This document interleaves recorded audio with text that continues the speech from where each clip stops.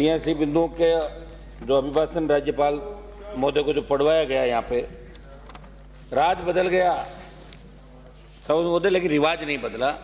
अभी भी ऐसा प्रतीत हो रहा है कि सरकार में चल किसकी रही है। जो ट्रांसफर पोस्टिंग की सूची आई, जो कलेक्टर की सूची आई, किसकी चल रही है, बिल्कुल एक राजस्थान की जनता जानना भी चाहती है।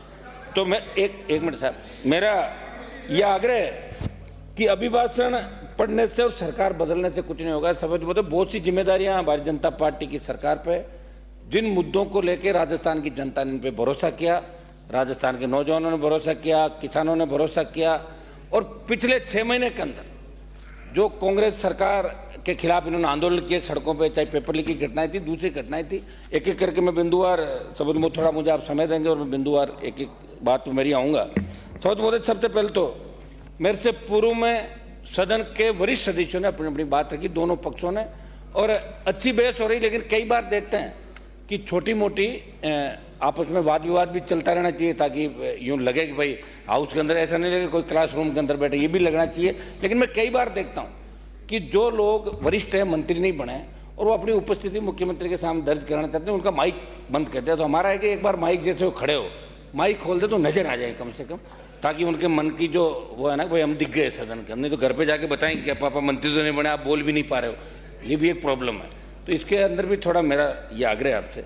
समझ महोदय, एक मैं उदाहरण दूंगा इस सरकार का कि मुख्यमंत्री जी थाने में गए रात को, ये बहुत अच्छी बात है। पुराने जमाने के अंदर भी राजा महाराजा अकस्मात थाने चेक किया करते थे, पब्लिक के बीच जाते थे।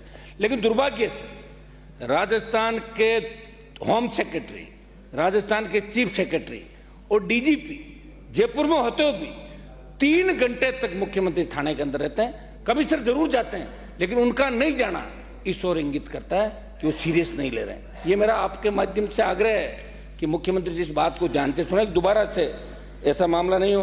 गणतंत्र दिवस की कड़ी सुरक्षा व्यवस्थाओं के मध्य ये सही कि राजस्थान अपराध के अंदर 1 नंबर आ गया। ये कोई एक साल से नहीं आया, लगातार 2000 से लेकर 2020-23 तक तो शासन की व्यवस्था थी। एक बार ये, एक बार ये, एक बार ये, एक बार ये, हम तो लड़ते ही रहे, बीच में ही रहे। 13, 18, 23 दिल्ली गठबंधन से गए, फिर भी आवश्यकता पढ़ाने के लिए जयपुर आते थे। राजस्थान विद्यालय का बहुत बड़ा नाम था। हमारे अजमेर की मेयो देख लें, एमजीडी देख लें, सोफिया देख लें, हम बच्चों को पढ़ाने आते। दुर्भाग्य से लोग यहाँ आना नहीं चाहते। ये अपराध के अंदर नंबर 1 राज्य हो गया, महिला उत्पीड़न के अंदर नंबर 1 हो गया, दलितों को उत्पीड़न नंबर 1। कौन जिम्मेदार इसके लिए, बताएं मुझे। एक बार इधर ये आ गए, ये आपकी बात कर लेंगे, जनता परेशान होकर विकल्प नहीं मिलेगा, वापस वोट डाल देगी, ये लोग वापस आ जाएंगे, वो की वो बात हो जाएगी। तो फिर राजस्थान की जनता क्या करे, ये मुझे बताएं। हमने तो प्रयास किया था, लेकिन 10 लाख पे अटक गया मामला। पिछली बार 8.5 लाख वोट आए थे और इस बार 10 लाख वोट। मैं तो इस मामले में सौभाग्यशाली हूँ कि राजस्थान में एक व्यक्ति ने पार्टी बना के प्रयास किया। ये भी कम बात नहीं है। ये लड़ाई तो लड़ी किसी व्यक्ति ने, बिना उस गठबंधन के वो लड़ाई लड़ी और प्रयास किया। सीटें हमारी 3 से जरूर 1 कम हो गई थी, 1 आ गई, लेकिन 1 आ तो गए। लेकिन लोकसभा, सुनो मेरी बात, लोकसभा के चुनाव के अंदर जिधर राष्ट्रीय लोकतांत्रिक पार्टी जो नौजवानों की सबसे पसंदीदा पार्टी है, वो जिधर रहेगी। अगर आप ज्यादा करोगे तो आपका दिमाग ठीक कर देंगे, ये ज्यादा करोगे तो इनका कर देंगे। ये तो तयशुदा बात है। आप छोड़े इन बातों को। देखिए, हमने तो लड़े हैं। कई लोग पहली बार आए, उनको पता नहीं भाई। कई लोग पहली बार आए, आपको तो पता ही नहीं कब पिछला गठबंधन हुआ था, कब टूटा था, आपको जान थोड़ी है। आप ज्यादा से ज्यादा दिल्ली में मेरे से मिलने का समय मांगते थे उस समय। समझ महोदय, मैं 26 जनवरी की एक आपको घटना बताऊंगा कि कड़ी सुरक्षा के बीच मध्य जयपुर शहर की कालवाड़ रोड पर बदमाश छात्रा को 60 फीट घसीट कर ले जाता है। 2 दिन तक पुलिस द्वारा एफआईआर दर्ज नहीं की जाती। बीकानेर जिले के नोखा थाने में खाकी को शर्मसार कर देने का मामला सामने आया। एक बदमाश के खिलाफ छेड़छाड़ की रिपोर्ट दर्ज कराने पहुंची युवती के साथ थाने में मौजूद पुलिसकर्मी बदसलूकी कर डालते हैं। दोनों घटनाओं का जिक्र समाचार पत्रों में। ऐसा मैं सवाल इसलिए कर रहा हूं कि आपकी सरकार ने एंटी गैंगस्टर टास्क फोर्स का गठन तो किया, लेकिन जब मुख्यमंत्री द्वारा थाने के निरीक्षण के बाद थाने के ये हालात हैं, तो ये सरकार की गैंगवार संगठित अपराध को रोक पाएगी? ये बहुत बड़ा सवाल या निशान आपके ऊपर है। आप निश्चित नहीं हो जाएं कि 115 सीट आ गई, बहुत सी सीटों में बहुत कड़ा मुकाबला हुआ। तो ये भी आप लोग सारी बातें जानते, खुश होने की आवश्यकता नहीं मिल रही है।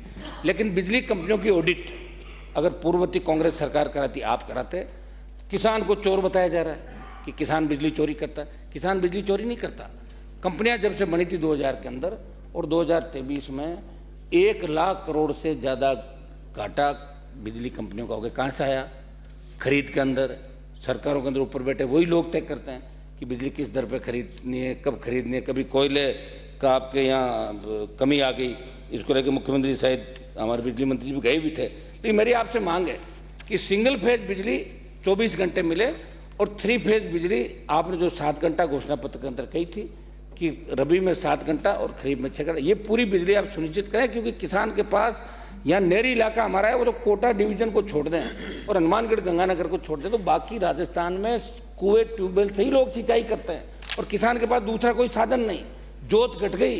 सब लोग मेरी ये मांग है कि बिजली के मामले में आप करें और वीसीआर आप कम से कम ये भरें कि बदले की भावना जो काम कर रहे हो कि चुनाव में तो मेरे साथ नहीं था, इसके ट्रांसफर उतार लो, इसकी वीसीआर भर लो, ये बड़ा मन आप लोग रखेंगे तो मेरे हिसाब से सारा ठीक हो। शपथ महोदय, मैं आपका ध्यान एक और दिलाना चाहूँगा कि राजस्थान सरकार ने पिछली जो सरकार थी इंटीग्रेटेड फाइनेंशियल मैनेजमेंट को निजी हाथों में देने की तैयारी की। उसमें भारतीय जनता पार्टी ने विरोध किया था कि ट्रेजरी, राजकोष और इगराज जैसी वित्तीय व्यवस्था चल रही थी, उसे बदलने का जो प्रयास हुआ सीएजी की रडार पर था।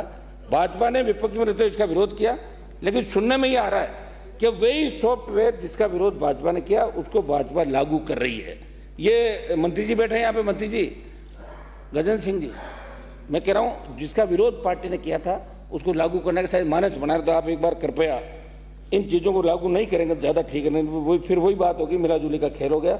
फिर दोहराना चाहता हूँ, सरकार बदली, रिवाज नहीं बदला, मिलाजुली का खेल आप खत्म करें। पैरा नंबर 6-7 के अंदर आपने लिखा कि ये चुनावी यात्रा, उन यात्राओं में प्रधानमंत्री द्वारा गारंटियों का जिक्र तो कर दिया, परंतु राज्य का युवा जो देश का कर्णधार है उनके साथ किए गए वादे आज सरकार को खरा उतरने का मन नहीं है। क्योंकि यदि मन होता तो विधानसभा चुनाव से पूर्व आपकी पार्टी के प्रदेश अध्यक्ष द्वारा आरपीएससी को भंग करने की बात की थी। पिछले 1-1.5 साल के अंदर मैं लोकसभा के अंदर था, आप यहाँ लड़ाई लड़ रहे थे, आपके कुछ नेता सड़कों में लड़े, डॉक्टर साहब यहाँ नहीं है, वो लड़ाई लड़ रहे थे युवाओं की। आरपीएससी, माध्यमिक शिक्षा बोर्ड, कर्मचारी चयन आयोग, सारे पेपर लीक हो रहे थे और आपने यही कहा था कि जैसे ही हम सरकार में आएंगे सीबीआई जांच कराएंगे। ये मामला राजस्थान की विधानसभा के अंदर पहला मेरा सवाल था, उसमें भी उठा था, लेकिन सीबीआई जांच की कहीं बात नहीं आई। आपने एसआईटी का गठन कर दिया, एसओजी से जांच करा रहे हो, लेकिन जिनको एसओजी का चेयरमैन आपने बनाया, मैं उन पर आरोप नहीं लगा रहा हूँ, लेकिन वो तो खुद आरपीएससी चेयरमैन के यहाँ करीब करीब जगह इंटरव्यू लेके खुद आए और आरपीएससी के अंदर जो चेयरमैन है वो मुख्यमंत्री के नजदीकी थे पहले, और वो तो कह रहे पर लीक की घटना है।